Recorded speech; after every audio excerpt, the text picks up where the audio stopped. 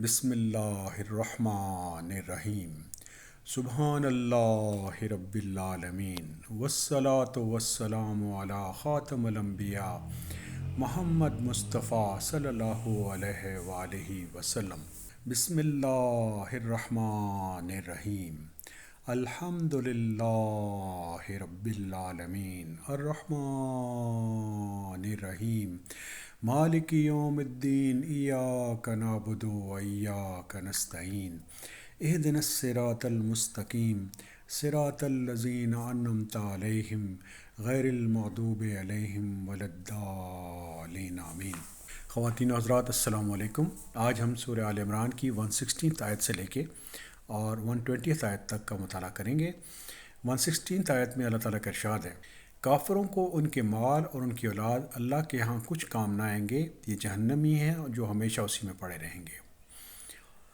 خواتین و حضرات، چاہے ایک آدمی کافر ہے یا مسلم ہے، موت ہمیں باہر لانی ہے، اور ایک دن ہم نے اللہ رب العالمین کے حضور میں کھڑے ہونا ہے۔ اس دنیا کی جو نعمتیں ہیں، بہت امپورٹنٹ نعمتیں، وہ مال ہے اور اولاد ہے، لیکن جب ایک آدمی کی موت ہو جاتی ہے اور وہ اللہ رب العالمین کے سامنے کھڑا ہوگا، تو اس دن اس کا مال اور اس کی اولاد اور اس کی نسل اور اس کی شکل میٹر نہیں کرے گی۔ میٹر یہ کرے گا کہ کیا اس کے پاس ایمان ہے، کیا اس کے پاس عمل صالح ہے یا نہیں۔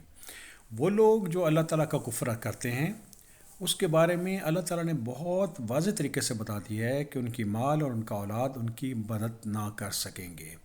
ایسے لوگ اصحاب النار ہیں، یہ آگ میں جائیں گے اور اس میں ہمیشہ رہیں گے۔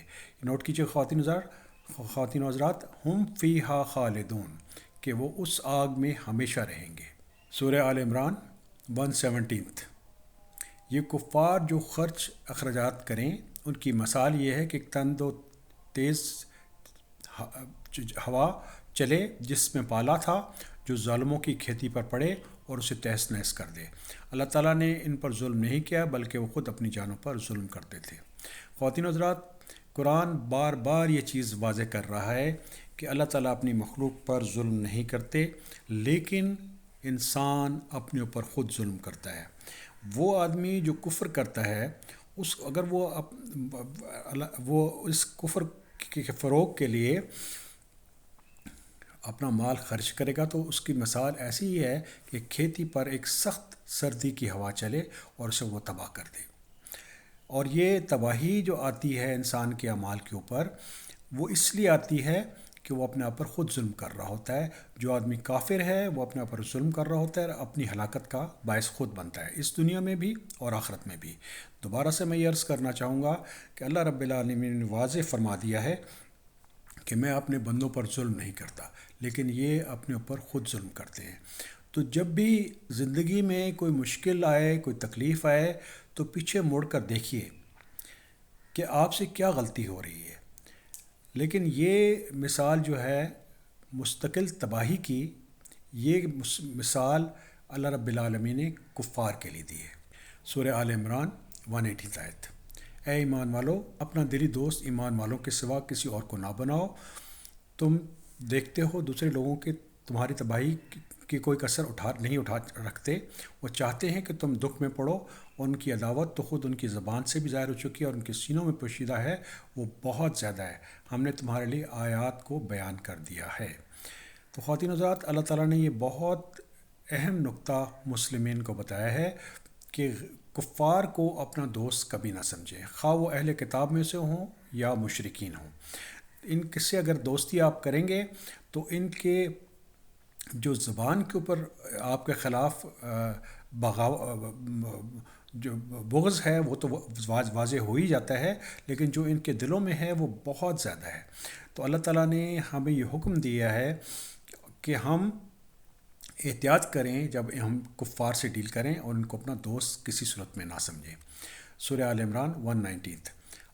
اگر عقل مندو عقلمند ہو تو غور کرو، ہاں تم انہیں نہیں جانتے اور وہ تم سے محبت نہیں رکھتے، تم پوری کتاب کو مانتے ہو، یہ تمہارے سامنے تو اپنے ایمان کا اقرار کرتے ہیں لیکن تنہائی میں ہمارے غضب کی انگلیاں چباتے ہیں، کہہ دو اپنے غصے میں ہی مر جاؤ، اللہ تعالیٰ دلوں کے راز سے بخوبی واقف ہیں۔ تو خواتین حضرات، مسلمز جو ہیں وہ تمام کتاب پر یقین رکھتے ہیں، خواہ وہ تورات ہو، خواہ وہ انجیل ہو یا اس سے پہلے کے صحائف ہوں۔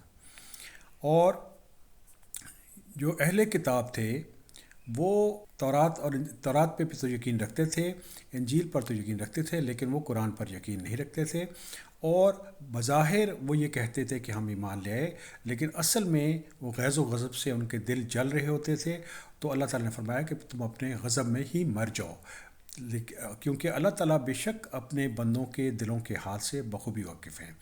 تو خواتین حضرات، یہ اہم چیز ہے، دوبارہ سے میں عرض کر رہا ہوں کہ کفار سے دوستی کی توقع نہیں رکھنی چاہیے، ان کے دلوں میں جو غضب ہے جو وہ اس سے بہت زیادہ ہے جس کا وہ اظہار اپنی زبان سے کرتے ہیں۔ سورہ آل عمران 120 آیت، تمہیں اگر بھلائی ملے تو یہ ناخوش ہوتے ہیں، ہاں اگر برائی پہنچے تو خوش ہوتے ہیں، تم اگر صبر کرو اور پرہیزگاری سے کام لو تو ان کا مکر تمہیں کچھ نقصان نہ دے گا، اللہ تعالیٰ ان کے اعمال کا احاطہ کر رکھے ہیں۔ خواتین حضرات، جو کفار ہیں، خواہ وہ اہل کتاب میں سے ہوں چاہے مشرکین ہوں، ان کو اس چیز کی تکلیف ہوتی تھی اگر مسلمانوں کو کوئی اچھی سی چیز ملتی، اور اگر ان پر کوئی برائی آتی تو بہت خوش ہوتے۔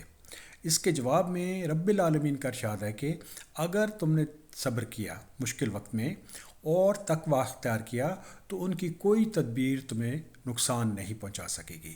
تو غور کیجیے خواتین حضرات، مشکل وقت میں دو چیزیں ہیں جن کو ہم نے اپنے پاس رکھنا ہے۔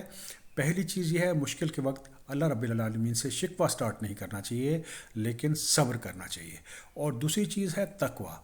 تقوی یہ ہے کہ آپ نیکی کے راستے پہ چلتے رہیں، برائی سے بچتے رہیں اور اپنے رب کا خوف اختیار کریں۔ تو یہ جو بھی آدمی ان اصولوں پہ قائم رہے گا، اس کو دشمنوں کی تدبیر اثر انداز نہیں ہوگی، اور اللہ تعالیٰ ہر چیز پر حاوی ہیں۔ ان آیات میں خواتین و حضرات ہم نے خاص طور پر یہ چیز نوٹ کی ہے کفار کے بارے میں کہ ان کو ہمیں اپنا دوست نہیں سمجھنا چاہیے، ان کے دلوں میں ہمارے لیے بہت غیظ و غضب ہے، اور ہمیں مسلمانوں کو ہی اپنا دوست سمجھنا چاہیے، اور مشکل کے وقت اور تکلیف کے وقت ہمیں صبر اور تقوی سے کام لینا چاہیے۔